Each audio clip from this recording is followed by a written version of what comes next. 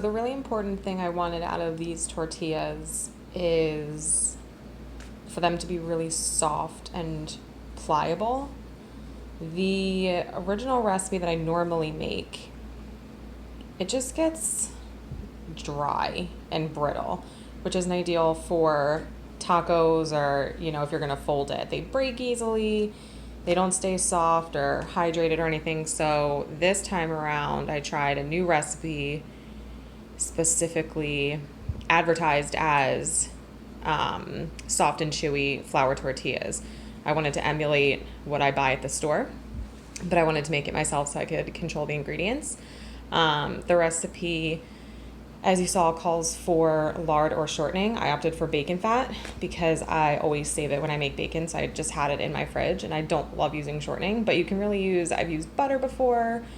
I have used shortening before, so it's pretty versatile. But bacon fat is just fun and special and pretty extra.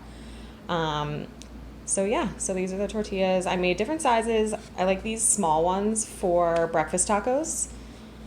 They're like the perfect size for some eggs, bacon, greens, whatever you want. And then the last one that I made is like ginormous. And I'm like, oh, this will be great for like a burrito or something, one burrito.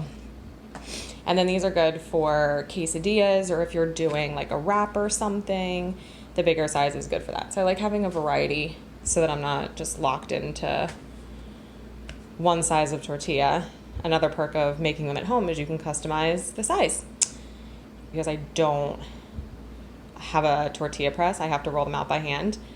I'm not a fan of like single-use kitchen appliances or utensils or anything, but that could and might be the one that I end up investing in.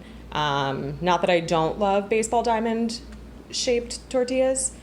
It's just easier and more convenient to have the tortilla press. So yeah, that's it. Hope you enjoy the video. Soon I will have a microphone so I can do some fun voiceovers and hopefully be on camera and talking where you can actually hear me instead of having to do it this way. Stay tuned. Fun things coming. Make tortillas.